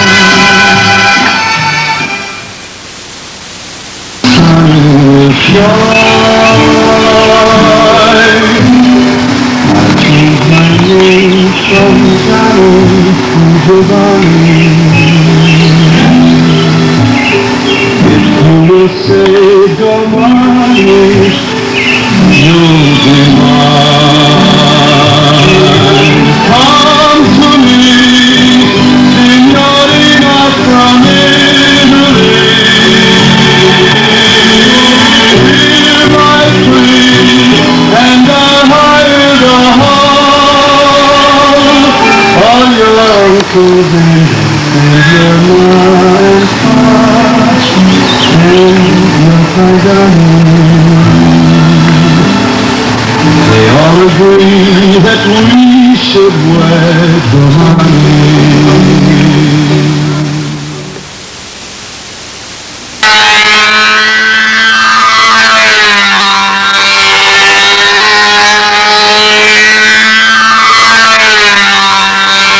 Love to look at those solids shining in no breeze here. Anyway, does not look like the weather's going to hold up for us. We thought it would, but obviously not. We're getting bounced around here a lot.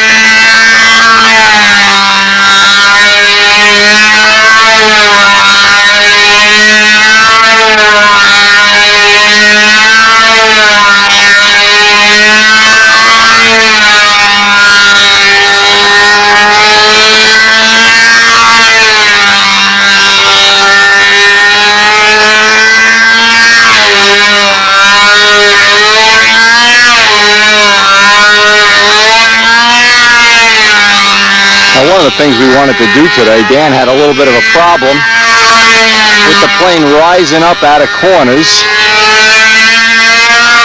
And what we did, we moved the lead outs back a little bit, closed the handle down a little bit. And the last thing we're going to try is taping a hinge line. We don't know which or any combination of them is going to be helpful, but we're certainly going to try them all before the day's out.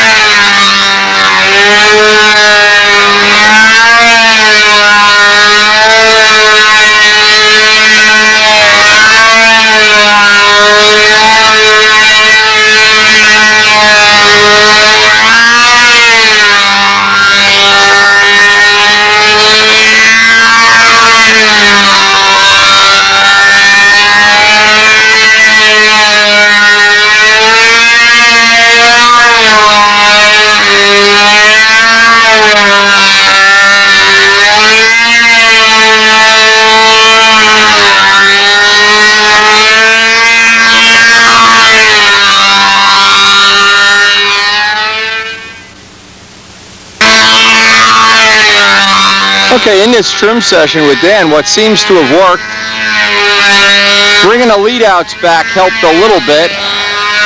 He's got about an extra 1/4 ounce of tip weight in, that really helped. And my feeling is that he has a lot less tip weight. Well, it's an unequal, this is an unequal panel plane, and Miss Ashley is an equal panel. But Miss Ashley has a noticeably more tip weight in it, of course, being an equal panel plane. So, and the hinge line tape, Dan's not sure if he wants it to turn any harder or not. It seemed like in the square 8 it was turning a little bit harder. Hourglass. So we've just been going back and forth, trying to get up with us. But it seems like each flight it's getting a little friendlier. But we've lost the air already.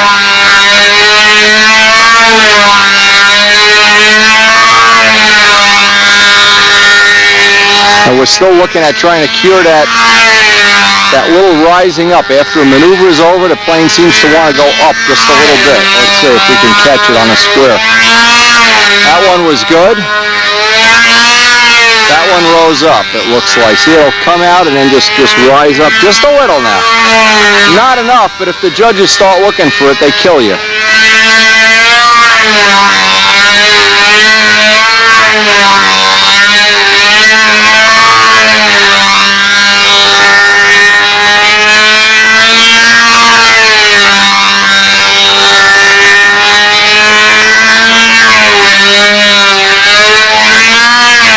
Let's see if it stays level. Yeah, it rolls up there too. It's definitely better than it was, but it's not, the problem is it's not 100%. It's not totally doing it every time now. It's probably doing it a half of the amount of time it was. He's also cranked in a little bit of rudder that seemed to help a little bit. He had almost no rudder offset on this, which, again, I don't know the trim logic when you trim that way. I like to have a little rudder offset and or a raved rudder, one of the, or both. Right here is where it was tentative. This is tight, and up here it would get mushy. Oh, this looks a lot better. Well, we'll see how he feels. Again, it's not for judging purposes. We just like to work out a couple of these little things that, whether they're just misalignments or pilot error, who knows. Now I know up here the little tip weight is helping him. And the top of the hourglass, he rose up out of that maneuver too. So again, I don't know, maybe he's been playing with the handle too, moving at the thickness of a pencil line between flights.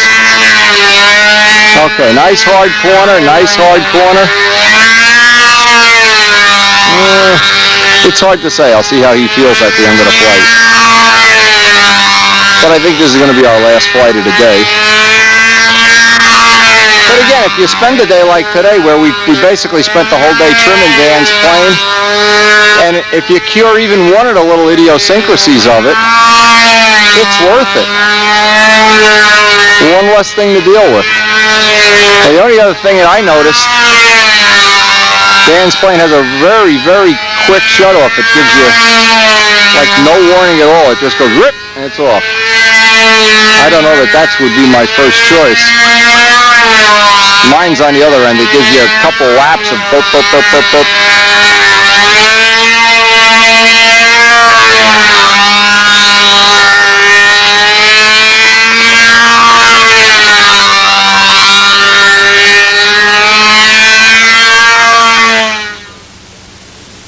Flights today on Miss Ashley with this real light. This is a real light, actually a Vico spun spinner, and it seems like that's one of the choices we want to have is that lightweight spinner. I'd rather have that than add in tail weight. Whoop, he's landing. How'd that feel? Better, worse, same? What's that? How did that feel? Not too bad. Not too bad at all. The line tension is nice.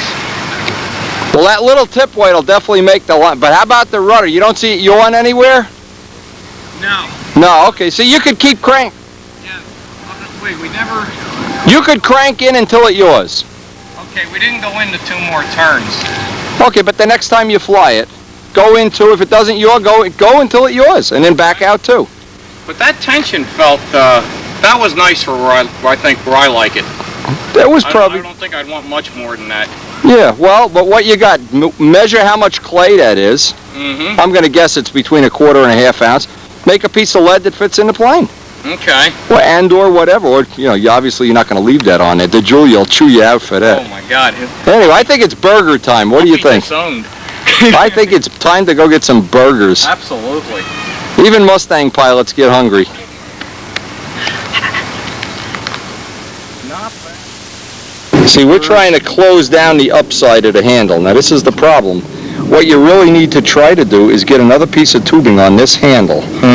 Brass tubing, drill a hole through there and get the cable to come through there. Because this one, you might sneak one in there.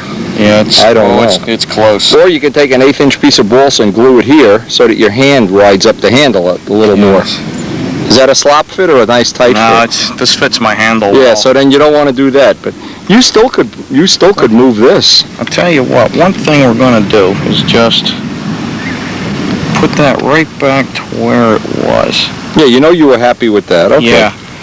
Now what that gives me, that makes it, when I pull into the wing over, I just got to remember just to nail a little more up. But the pullouts are a lot better with it's the pullouts. Yeah. Because all of the errors are in overturns. There's no place in the pattern where you come and then fly down. You either fly level or start climbing up. So obviously that's the easiest way to. But the easiest way is get. What is that rubber thing? Just a grommet? It's a Delrin. Yeah, Delrin. Okay. Just a little. Yeah. Can't you loosen? I mean, can't you get a third adjustment in there? That'd be tricky. Without a lot of. Actually, see, I don't really want to lessen the turn. It's almost as if. Let me see how long the arms are relative to mine. See, if you had shorter arms give you more power steering too. That's true. Oh, see, you're longer than me by a bunch. Well, I tell you what. Let me try. I'll take the handle with me and see. Exactly. And because what you do that may be what I need. is shorter arms. You can always cut the arms off. Oh, that's no problem at all. But I like the short arms on a big plane, long arms on a small, like a Hunt handle on a 35 ship, short arms on a 60 size, a large ship. Yeah, I'll bring that along. I got an extra. I'll give. This is my mistake. I got one. Oh, okay. But you can keep it. It doesn't matter. It's worth it to see if you're gonna see what's gonna happen when you go to shorter arms. The plane's gonna be instantly more control. I mean, turn fast. Right. But you may not like that. Well, actually, right now I could stand. At the amount of pressure I'm putting into it to turn, I could stand it going a little quicker. Okay. A little. Take the handle back and call me during the week and let me know good, better. Because I can make you a handle where the arms are even shorter than this. They just, you could saw this off. I always like that feel. I like to be able to just flick my wrist with effort. Well, I'll tell you, after the nats are over and you fly this plane, this is flick. There's no effort. Okay. I mean, it's a 35 like a 35 ship. All right. You know.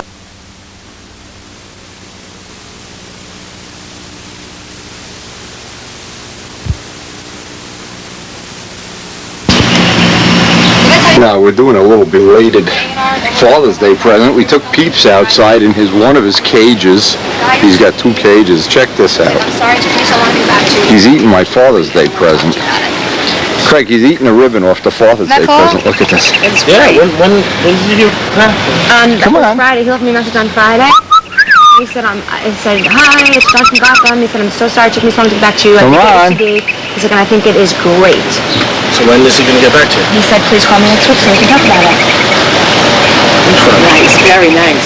Isn't that good? And Carrie liked it. Did you bring your list? Speaking of Carrie, your wedding list? I brought... Did she... What do you think is in all these bags? I have everything. Let me see what you got here. Yeah, let's see what you got. Oh, first open your present.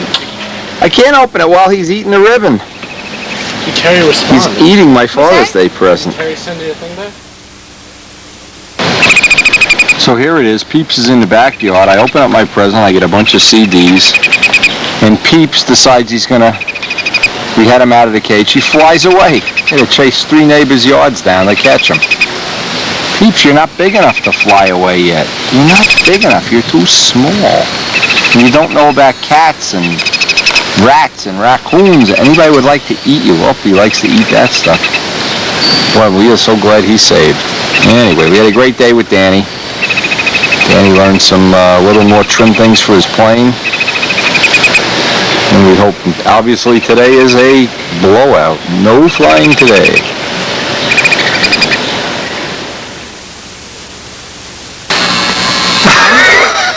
His new purchase, your head, Stacy.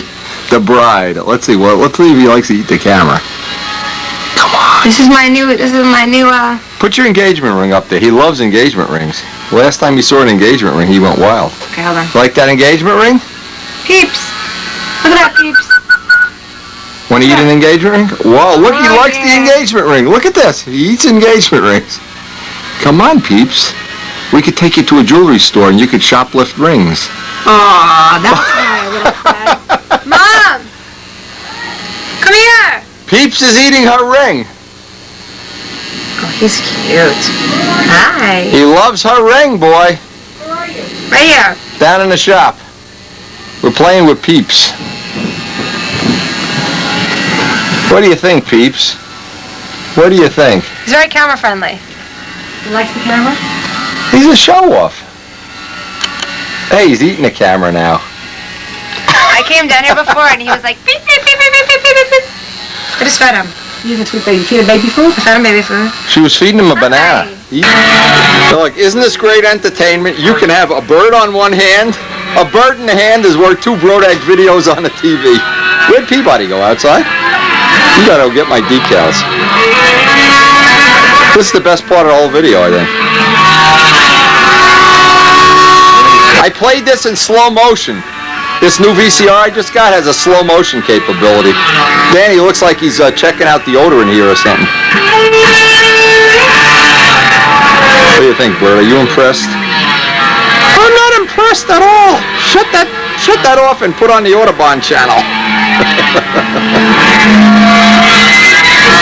Put that Audubon channel on. Quit playing. Hey, you can't eat my VCR here. Stop it. What we've been doing is every day that we get to do some flying, I've been doing some pipe testing here. But again, the most significant thing of all of this is to be able to just unbolt and clip, take the whole powertrain out as one package. Always easier if you can engineer that into your program. And looking at this carbon tank, now I see one problem we already have. Let me show this.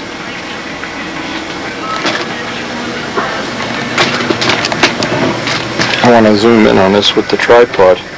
You can see right here where the header was rubbing on the engine. It looks like we've got a little bit of a crack. Now I don't know if I'm going to be able to fix that. That looks like it might be a problem. So we're going to, at this point in time, have to fix this before we go on, or be able to move the tank further back. That's another choice.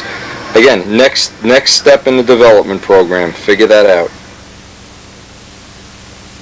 With the tank out of the ship, you can see what happened. The header, the back of the header was just touching that. What we're going to try to do is modify the side of the ship, the back, I mean, so I can get this to run back. This, we've had to put little half curls in here, but obviously we're not going to do it in this case. Now what I'm going to do is just clean this up and put a little spot of JB Weld on there as a way of just temporarily fixing this. I don't know, maybe I'll call Wayne and find out what resin I can use as a, I have several different kinds of resin here. I want to get all the fuel out of it first. Obviously clean it with some M600 and a little bit of sandpaper. Anytime you do a secondary bond and you're trying to, in essence, glue epoxy, one of the things you want to try to do is get a little scratch to that surface.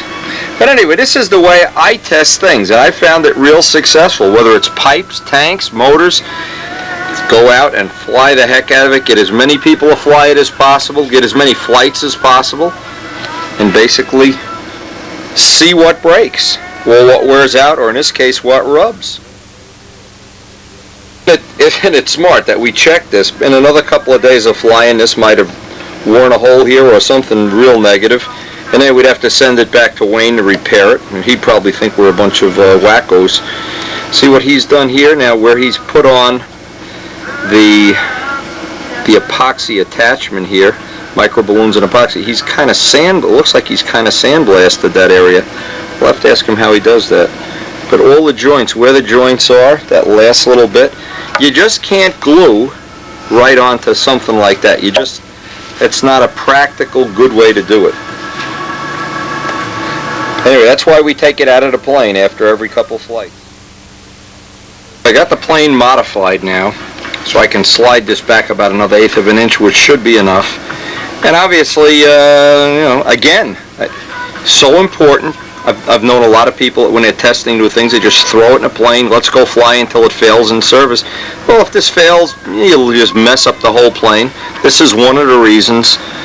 Part of my approach is to always just kind of redundantly fly a couple of days, take the whole thing apart, take a look at what's wearing, what's rubbing, is something touching. Always very, very cheap insurance in developing things. That's why I always like to have a little bit of JB Weld. JB Weld is an excellent, excellent material for just this kind of a little repair. And I want to clean that area up with some light sandpaper. I don't want to sand through. It's kind of thin. I'm going to stir that some more, that's for sure. But I just want to make this where this little repair has to go.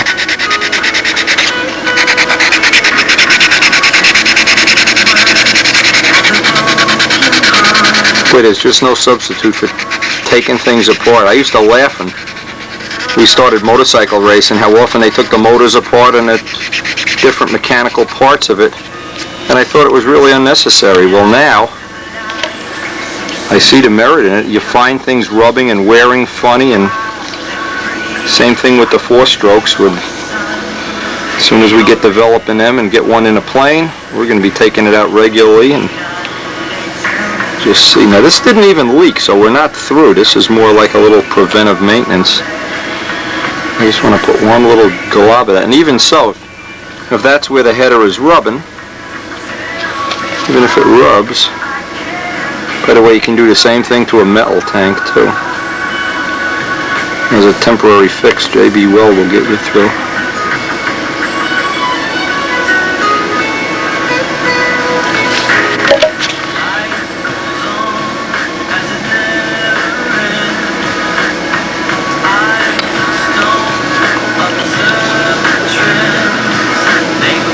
And JB Weld you can buy in really any well-supplied hardware store. It's not a high-tech thing to get some. Now, one of the things that I like to do is anytime in between days of working on this, I get all this stuff on my hands, I take some M600 and try to clean up inside where you normally never get to wipe the plane off. And what I'm hoping to do is this afternoon, after work this afternoon, it actually has stopped. Look at this bird. He's up here. Go sit on the wing. Get out of here. Is to try to degrease some of this. Now, this is a really old plane. This is 8 years old. But we want to get it all put back together. And our motive here is to try to get more time on this tank. I got another Brian Ether prop to test today. But it is so handy to just be able to... Oh yeah, now we got plenty of clearance. We got clearance to spare. And I have a couple of test pipes. I'm trying to make up a really quiet tune pipe that's really quiet, like a 4-stroke would be. But I always want to start with my square one setup and then work into it. Well, our field is finally coming out of the flood zone. It was, well, not really underwater, but you could see even to run out to the handle was a problem. But we did get a couple of days of testing, and I found some significant things. While I'm doing this carbon fiber testing, and keep in mind what I'm trying to do here is just get a lot of flights on this carbon fiber tank to do a couple of things to make sure that somewhere down the road it's not going to have a problem with leakage. But not only that, that the motor runs the way I want it to run, and so far that part of it's been absolutely perfect. In fact, one of the things I've gotten now that I never had before is a really clean engine shut, and I mean clean. It just burp burp shuts off. With the other tanks I was using, that was not the case. Now at the same time I'm testing that, one of the things I want to test here is, you can see it's so foggy, the lens is even fogging up. I made George Aldrich and I are trying to come up with a much quieter power package, and I mean it much quieter. And what I did, I made up a pipe with 4 possibilities here that I can run any one of the 4 open. I've run it with all 4 open, and obviously that's the most powerful. I've run it with 3. Today is the first day I'm going to try to run it with the 2. These are 250 holes, pretty much the same as arrow shaft holes, but what I'm trying to accomplish here is at the same time I'm putting a lot of fuel through the tank and possibly testing a few new props, one of the things I can accomplish is to get some test flights and some square one readings on this, what I hope is going to be a quieter pipe. The things that's really difficult on a day like today when it's really wet, you really can't stooge up and do what we'll call stunt patterns, because what happens if you have to run back, you're basically in water and you have a good chance of crashing a plane or whatever. But a couple of things, I have Bob Gieske sent me this prop. No, he didn't say he gave it to me at the Nats to try. I've done a little pitching and carving on it. I want to get some flights on that. At the same time, again, we're working toward trying to come up with a pipe that has several baffles in it and might have a different stinger arrangement that might be significantly quieter. We don't know. And at the same time, our 4-stroke is already in the mail, and I know that'll be quiet. So we'll have a gauge. Once we have the 4-stroke here, we can gauge, and of course I do have a sound meter. I can get some idea if I'm making progress on this. But the big thing, and I'm really excited about, is so far we've had about 3 days with various people actually flying a plane. Today nobody's going to show up. I guess I'll have to do all the piloting myself, but just to get some time on that tank, because next year, see, as I develop or can accumulate one carbon fiber molded part after another, I can replace the fuselage, I can replace the fuel tank. Every time, and the Nomex is definitely going to replace the flaps. Randy Smith is very interested in some Nomex flaps. He's going to send me plans to his plane. We're going to try to make up a set of flaps for his plane. The significant thing is every time I can replace a piece of that's normally oil-soaked wood with carbon, I hope there'll be a reliability factor, or at least extend the life of the plane. Just another thought, on days like this, one of the things I try to do is I use the fly-in part of my testing for, well, the way people would go to a gym. So I get out here and I try to do, I don't know, gallon and a half of fuel, but do it just as if it was for exercise. I mean, you go to a gym and sweat climbing up imaginary stairs. I think it's more fun flying. Now, another trick I learned, and I bet even George Aldrich doesn't know how to do this, is I have a magic trick that I make the plane start. I say, abracadabra, George Aldrich, start. It worked the first time, but I forgot to fuel up the plane. This magic start technique. Now, believe me, even George doesn't know this. Again, we'll try again. Abracadabra, start. Better than an electric starter.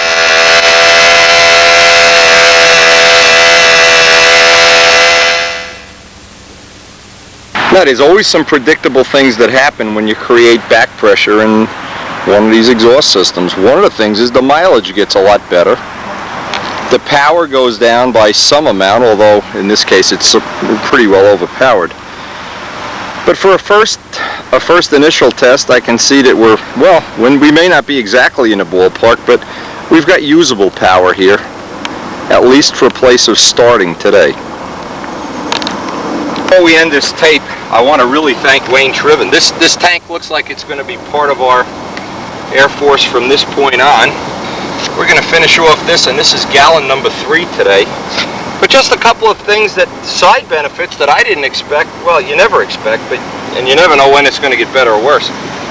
This smoke screen from this kind of a Stinger is a lot less defined. In other words, when you see most tuned pipe planes, there's a distinct, like a garden hose look, kind of a look to the smoke screen that I find unattractive and unrealistic. Some people say doesn't matter. I have heard people that judge say it's a very negative thing, and I've heard people say it doesn't matter, so you can figure it out for yourself. Probably only some of the judges look at it. Hard to define that, but it adds a nice little bit to the, well, to the whole thing, to the whole package anyway. My feeling is once we get through with gallon 3 here, and we're going to be done with that today, we're ready to move on. This tank is ready to be part of our Air Force. I think 3 gallons is somewhat of a fair test. I'm excited about it because in every way you can measure it, this tank is better than the one that was in there, and the only thing left is to see how long, if the life expectancy is a year, 2 years, 5 years, no years, or the next flight.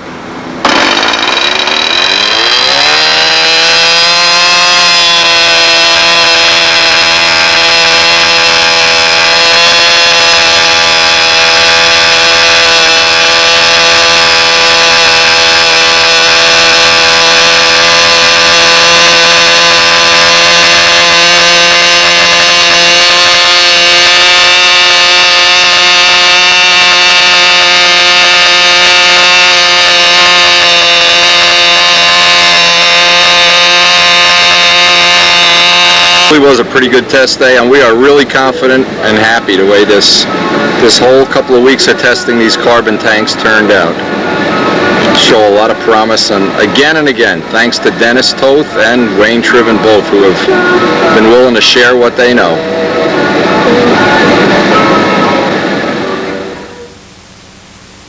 Now that we actually have some decent sized sheets, and there's two 4x8 sheets and Nomex coming, it's just making my head spin what possibilities, making ideas that we possibly could be using, and I really would appreciate anybody else's feedback on things they think might be usable. Where again, we have another mandrel. Now you can see there's two mandrels over there. One of them, what we're going to be trying to do in the very near future is coming up with a super quiet tune pipe. Didn't get a lot of testing done on that yet, but what's going to happen is if over this winter time, once we get a Nomex wing, we can use the extra fuselage that we have, and that's one of the ideas that's very appealing to me, because what I would wind up with then ultimately is two Miss Ashleys, and with various carbon wing, tail, flap. It boggles my mind how many possibilities there are. And one thing we're just enjoying like crazy, everybody that's in the shop, having these Nats videos, especially the big RC scale stuff, is really, Peep seems to like it anyway. See, if you get rich in life, you too can have this jet right here with two turbines on it. Blows my mind. Anyway, I just love having these videos to play, and with the building season coming up, just going to make our building season that much nicer.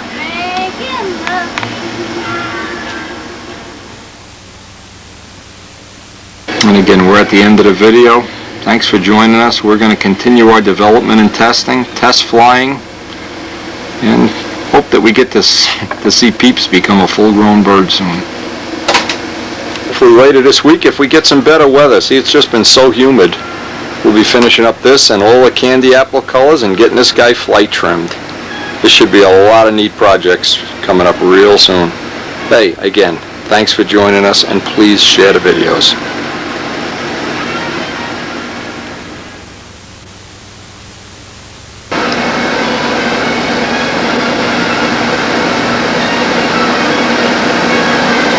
Just thinking about the possibilities here that before this flying season ends, having more Nomex and carbon parts on this, getting the weight even lower, and what performance I hope is going to come from that.